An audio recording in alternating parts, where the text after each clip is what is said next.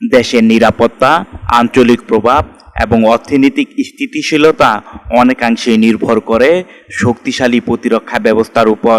আর আধুনিক যুদ্ধ বাস্তবতায় আকাশ প্রতিরক্ষা ব্যবস্থা এখন সবচেয়ে গুরুত্বপূর্ণ উপাদান হিসেবে বিবেচিত হচ্ছে।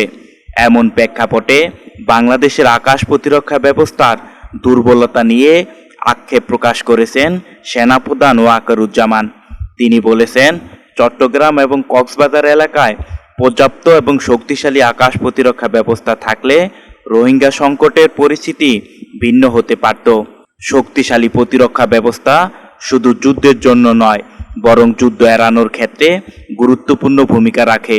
ন্যাশনাল ডিফেন্স কলেজের এক অনুষ্ঠানে সেনাপ্রধান বলেন, সেনাবাহিনী, নৌবাহিনী এবং বিমান বাহিনীর সক্ষমতা সম্পর্কে সবার পরিষ্কার ধারণা থাকা জরুরি। নৌবাহিনীর প্রসঙ্গে তিনি সমুদ্রপথের নিরাপত্তা ও আন্তর্জাতিক বাণিজ্য রক্ষার গুরুত্ব তুলে ধরেন। একই সঙ্গে পর্যাপ্ত ওপিভি না থাকায় সীমিত সক্ষমতা নিয়ে কাজ করার কথাও জানান। বিমান বাহিনীর ক্ষেত্রে আধুনিক যুদ্ধ বিমান, কার্যকর আকাশ প্রতিরক্ষা ব্যবস্থার অভাবের বিষয়টি তুলে ধরে তিনি বলেন, এসব সক্ষমতা থাকলে অনেক সংকট এড়ানো সম্ভব হতো। প্রতিরক্ষা ব্যয়কে ভবিষ্যতের ক্ষতি এড়ানোর একটি গুরুত্বপূর্ণ বিনিয়োগ হিসেবে উল্লেখ করে সেনাপ্রধান বলেন, সময়মতো সঠিক বিনিয়োগ দেশকে বড় ধরনের বিপর্যয় থেকে রক্ষা করতে পারে।